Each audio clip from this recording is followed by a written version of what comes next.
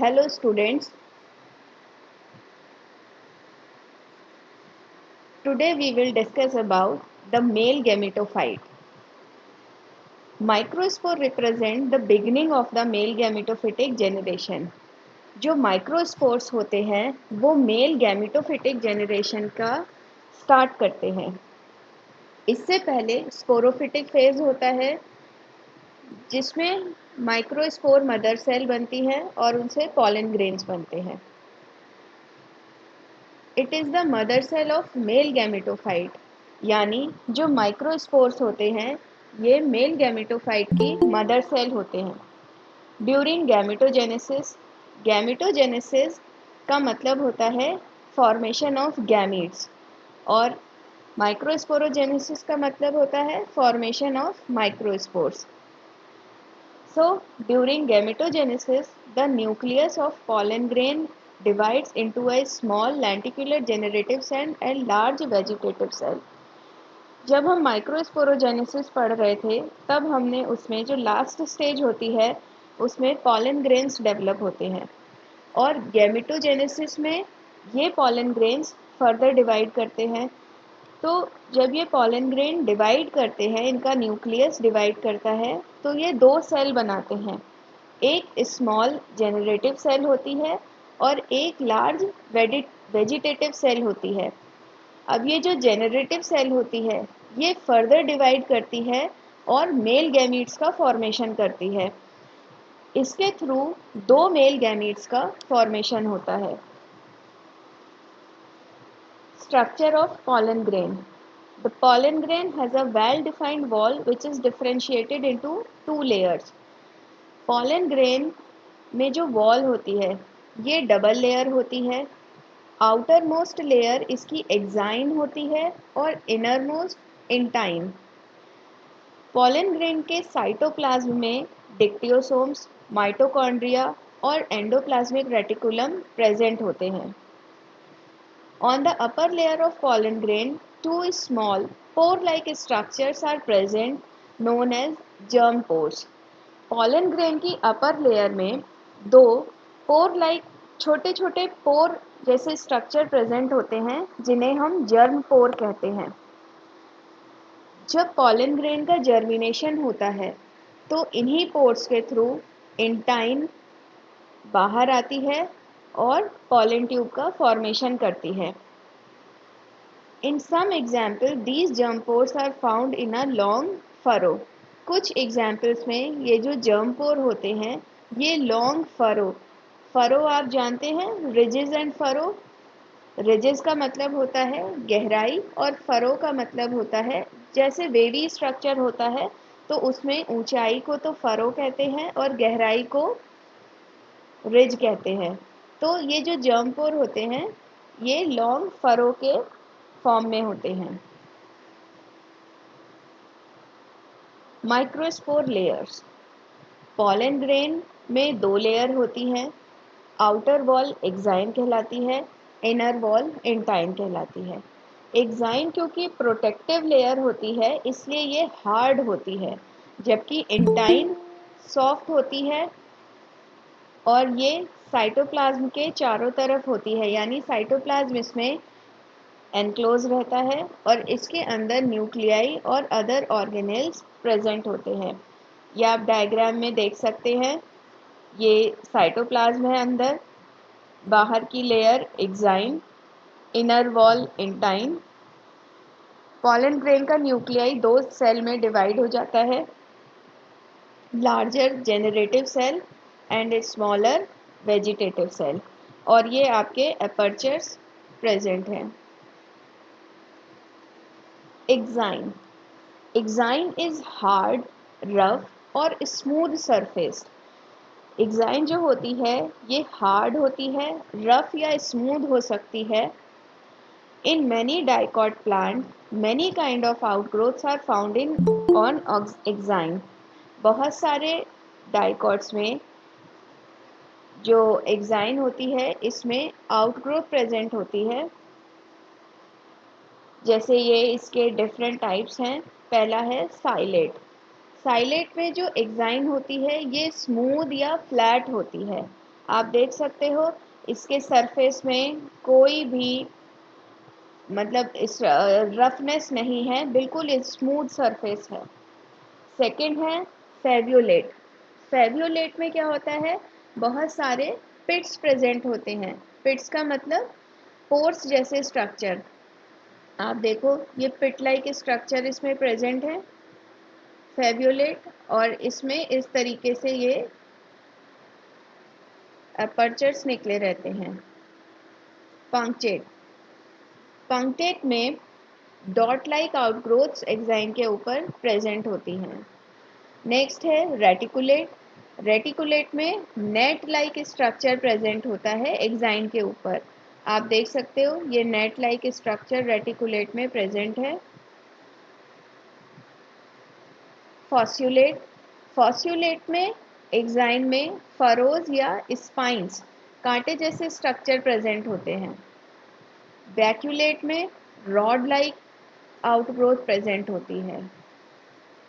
Pilot में rod like outgrowth present होती है, और ये जो रॉड लाइक आउटग्रोथ होती है इसमें राउंडेड या डोम शेप्ड एपिकल पार्ट, यानी बैक्यूलेट और पाइलेट में ये फर्क है, जैसे बैक्यूलेट में तो ये रॉड शेप है, लेकिन पाइलेट में इसके ऊपर ऐसे डोम बना रहता है या कोई राउंडेड स्ट्रक्चर प्रेजेंट होगा। इकाइनेट। इकाइनेट में पॉइंटेड आउटग्रोथ स्पाइंस जैसी आउटग्रोथ प्रेजेंट होती हैं एक्साइन के ऊपर। Exine also consist of 2 layer. अब जो एक्साइन है ये फर्दर 2 लेयर से बनी होती है। आउटर लेयर सेक्साइन या एक्टेक्साइन कहलाती है, और इनर लेयर को एंडेक्साइन या नेक्साइन कहते हैं। अब ये जो सेक्साइन है या एक्टेक्साइन, ये फर्दर 3 लेयर्स में डिवाइड होती है, फुट लेयर, बैक्यूलेट लेयर और टेक्टम लेयर। एक्साइन जो होती है पॉलन ग्रेन की, ये हार्ड, थिक और रेजिस्टेंट स्ट्रक्चर है, क्योंकि इसका फंक्शन प्रोटेक्शन प्रोवाइड करना होता है, इसलिए ये हार्ड और थिक होती है। This layer consist of special chemical known as sporopollenin. जो एक्साइन होती है ये स्पोरोपोलेनिन की बनी होती है, जो कैरोटीनॉइड्स का ऑक्सीडेटिव पॉलीमर होता है। This chemical substance gives dark colour to pollen grains. ये स्पोरोपोलेनिन जो होता है ये पॉलन ग्रेन्स को डार्क कलर प्रोवाइड कराता है, और ये फिजिकल और बायोलॉजिकल डिके या हार्म से भी पॉलन ग्रेन्स को बचाता है। Due to resistant nature, the sporopollenin pollen grains are preserved for a long time and also found in fossil form. क्योंकि स्पोरोपोलेनिन का रेजिस्टेंट नेचर होता है, जिसकी वजह से पॉलन ग्रेन्स बहुत लंबे समय तक प्रिजर्व रहते हैं और फॉसिल फॉर्म में भी पाए जाते हैं। अभी जो हमने डिस्कस किया ये उसी का फ्लो चार्ट है। पॉलन बॉल 2 पार्ट्स में डिवाइड होती है, 2 लेयर में। Outer most exine, inner intine. Exine further 2 parts में डिवाइड होती है, एक्ट एक्साइन और and exine. Act exine further 3 parts में डिवाइड होती है, टैक्टम, बैक्यूलम एंड फुट लेयर। अब आप यहाँ से इसका डायग्राम समझ सकते हैं। ये पॉलन बॉल यहाँ से स्टार्ट हो रही है, एक्साइन और इंटाइन 2 लेयर में डिवाइड है। इंटाइन, एक्ट इंटाइन और एंड इंटाइन में डिवाइड रहती है। एक्साइन, एक्ट एक्साइन और एंड एक्साइन में डिवाइड रहती है, और एक्ट एक्साइन 3 लेयर्स में डिवाइड होती है, टैक्टम, कॉल्यूमेला, कॉल्यूमेला को ही बैक्यूलम कहते हैं, और फुट लेयर। आप देख सकते हैं टैक्टम जो होती है इसमें बीच बीच में ब्रेक या परफोरेशन या पोर्स बने होते हैं। बैक्यूलम जो होती है ये टैक्टम और फुट लेयर के बीच में सपोर्ट करती है, इन दोनों को आपस में जोड़ के रखती है, और ये फुट लेयर है। इसके अंदर एंड एक्साइन है, फिर आपकी इंटाइन लेयर है। Intine. Intine soft membranous structure होता है जो एक्साइन के द्वारा कवर होता है। ये पॉलन ग्रेन्स के साइटोप्लाज्म को सराउंड करता है। मेनली इंटाइन जो होती है ये पैक्टोसेल्यूलोसिक कंपाउंड से बनी होती है। जब जर्मिनेशन होता है तो जर्म पोर के थ्रू इंटाइन ही पॉलन ट्यूब का फॉर्मेशन करती है और जर्म पोर से बाहर आ जाती है। इन pollen grains, a special kind of protein are found near germ pore. Pollen grains में germ pore के पास में एक स्पेशल काइंड की प्रोटीन प्रेजेंट होती है। ये बहुत ही अमेजिंग फीचर होता है इसका। In most of the pollen grains and especially in insect pollinated plants, a special kind of oily layer is found known as pollen kit. बहुत सारे pollen grains में स्पेशली जो इंसेक्ट से पॉलिनेटेड होते हैं उनमें एक ऑयली लेयर प्रेजेंट होती है जिसे पॉलन किट कहते हैं।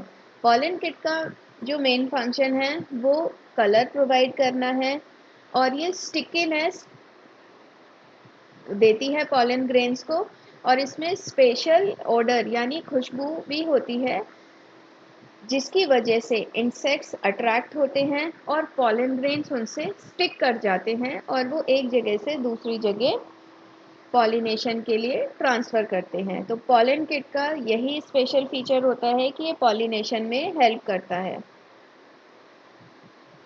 Pollen kit layer play following roles. It attracts insects for pollination. ये इंसेक्ट्स को अट्रैक्ट करता है पॉलिनेशन के लिए। ये पॉलन ग्रेन्स को यूवी रेज से भी प्रोटेक्ट करता है क्योंकि इसका स्टिकी नेचर होता है जिसकी वजह से पॉलन ग्रेन्स इंसेक्ट्स के विंग्स और लैग्स में स्टिक कर जाते हैं यानी चिपक जाते हैं। Special chemicals required for the formation of pollen kit layer are synthesized by tapetal cells. pollen kit layer के लिए जिन केमिकल्स की रिक्वायरमेंट होती है वह टैपिटल सेल के द्वारा निर्मित होते हैं। ये आप देख सकते हो pollen ग्रेन का स्ट्रक्चर है। आउटर मोस्ट एक्साइन है, उसके अंदर इंटाइन लेयर प्रेजेंट है, जर्म पोर प्रेजेंट है जिनके थ्रू पॉलन ट्यूब निकलती है बाहर।